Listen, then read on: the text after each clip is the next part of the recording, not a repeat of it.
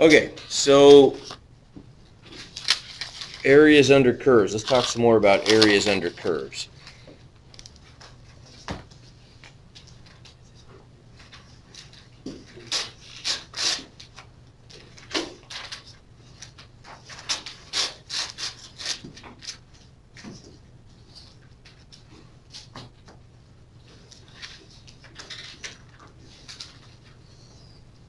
So here's our function f, right? And if we want to add up the area under the function f, under the curve f, from A to B, what was our strategy? Rectangles. Yeah, we can just make rectangles, right?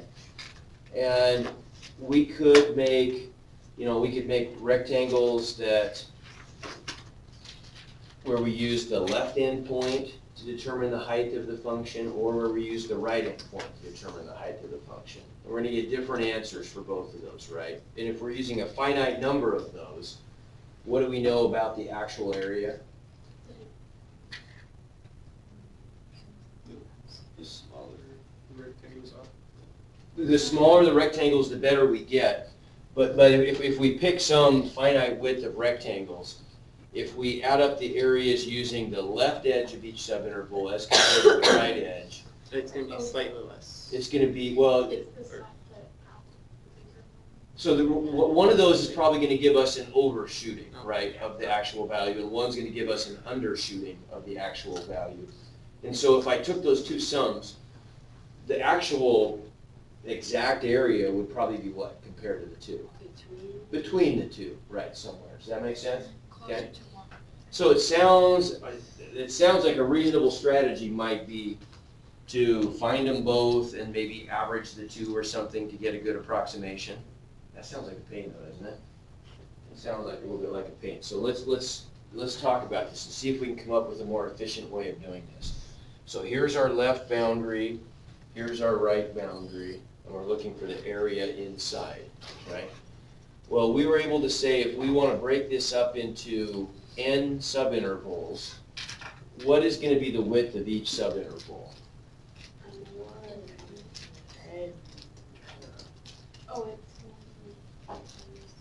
B minus A Divided by n. divided by n, sure, right? Does that make sense? So the width of the whole interval, which is B minus A, divided by the number of subintervals should tell us the width of each individual subinterval, right? We're going to cut them all uniformly, right? And so the first one, right here, there's our first one, there's our second one, and that distance is delta x, right? But really, all we need to do here, remember, is we're not gonna add these things up. We're gonna get large numbers of these, presumably, if we want to be accurate at all. And so we really just need to be able to define a generic ith subinterval, and then we can use this new idea of a discrete sum and add up the areas of each subinterval as I runs from 1 to n, right? So really all we care about is this one in the middle, right? We're going to have et cetera, but somewhere in the middle we're going to define the ith subinterval, right? So what's that look like? If we can just define that, everything else is going to be easy.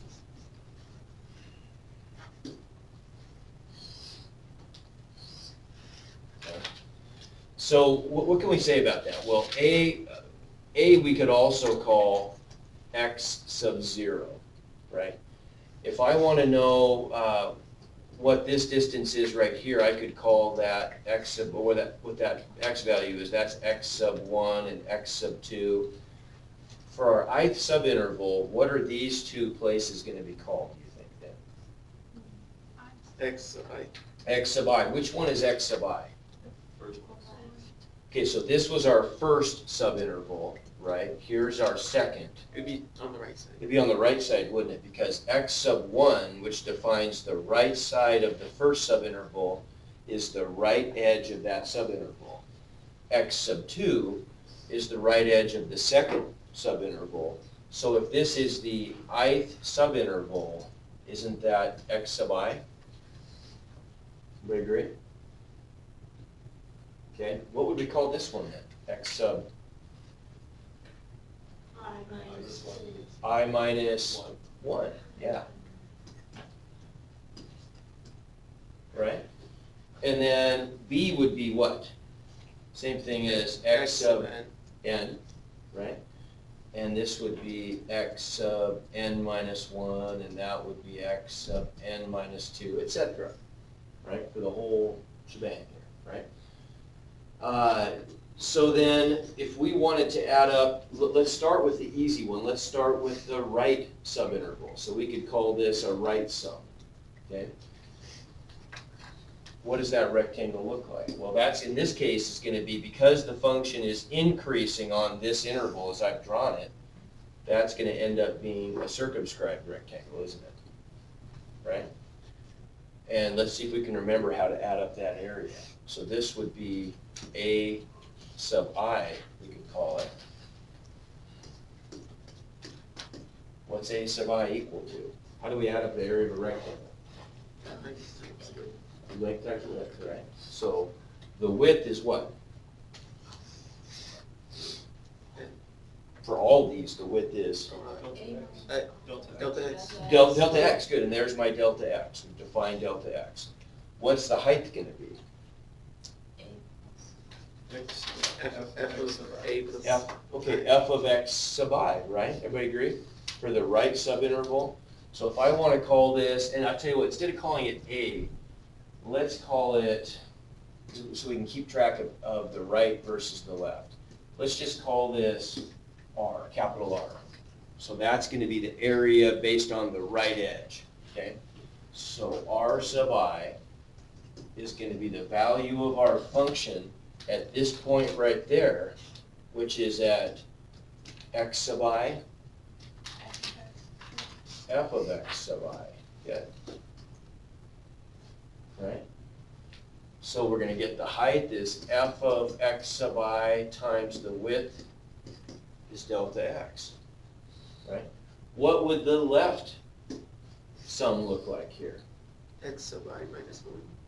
Yeah, the left subinterval, so that's going to be this slightly shorter one, right? That's the yellow rectangle. And L sub I would be f evaluated at X sub I minus 1. X sub I minus 1, good, times delta x. Right? Okay, and Marin, what was x sub I? What did we decide, how could we define x sub I?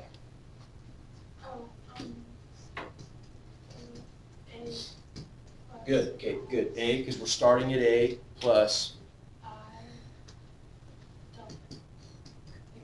Yeah, good. And that makes sense. We're starting at A, the left edge of our subinterval, and we're going to see where we end up after we take I steps of width delta x. That's going to put us at that point right there. Okay. What about, by the same token then, if we wanted to define x sub I minus 1, what would that look like?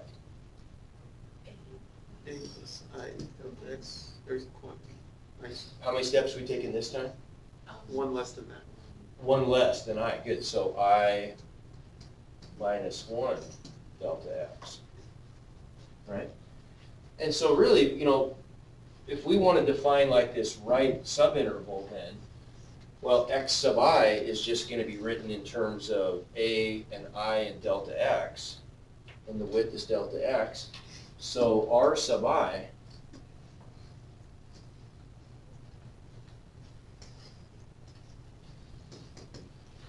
we could just write as the area, the right area of the ith subinterval would be f of this guy, right? Times delta x. And L sub I, the height would be f of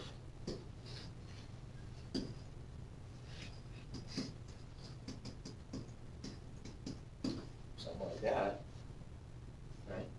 F of A plus I minus 1 delta x times delta x. And then if we want to be really specific, we could even write that without, plug in the value of delta x, which is b minus a over n, right? So if we wanted to, we could even say r sub I is f of a plus I times B minus A. b minus a over n, yeah.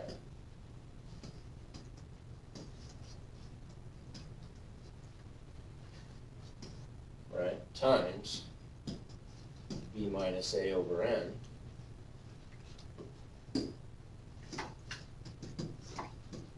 And over here we have f of a plus I minus 1 times delta x, b minus a over n times b minus a over n. Right? And then if we wanted to add up the whole area, what's that going to look like?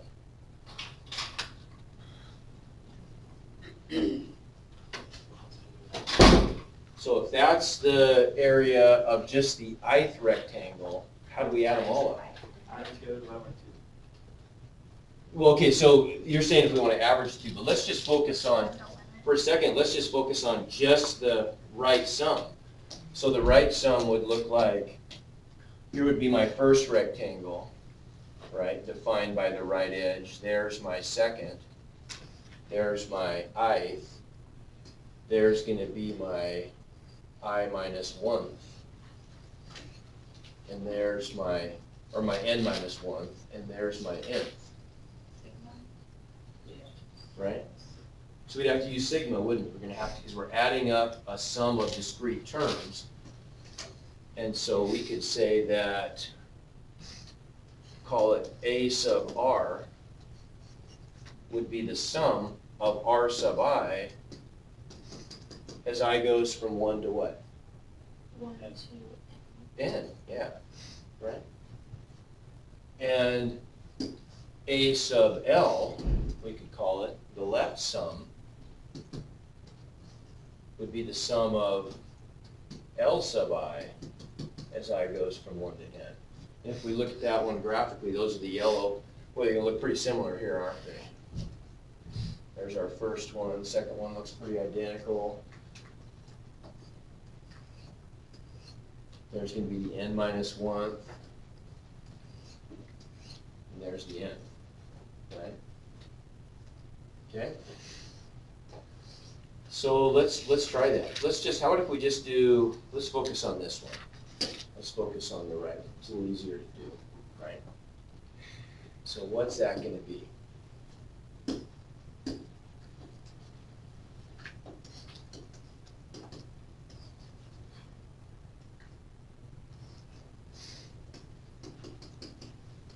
Well, what did we say r sub I was, right? Area of the ith right rectangle. Let me say that was f of x sub I. Well, yeah, we'll plug all that stuff in. How about it? Right? X sub I, and x sub I was a plus I delta x, right? So we end up with the sum of f of a plus I delta x delta x as I goes from 1 to n. And remember what delta x is. That's just b minus a over n, right? Okay, so let's write it that way. So that's a general formula then, isn't it? Right? We ought to be able to plug this in for any function and get a value.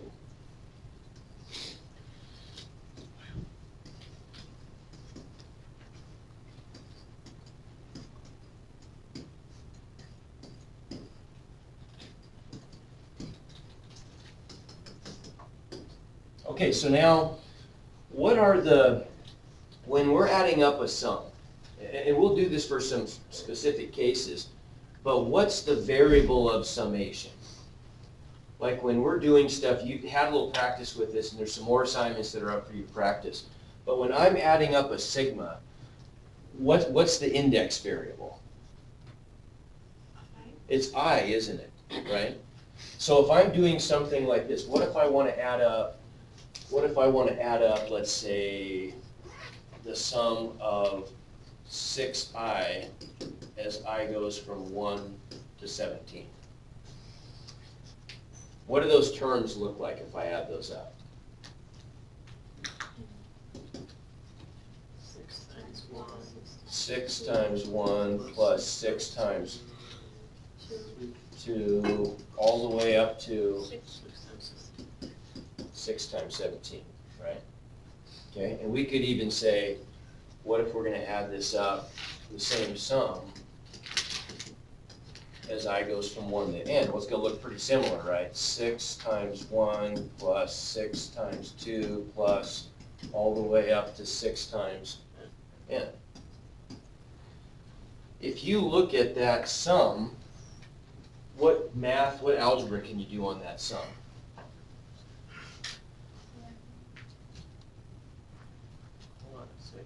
You can pull out a 6, right? We can factor out a 6, can't we? Right, so this is equal to 6 times what, if I factor out a 6? Right? Okay, we'll pick this up tomorrow.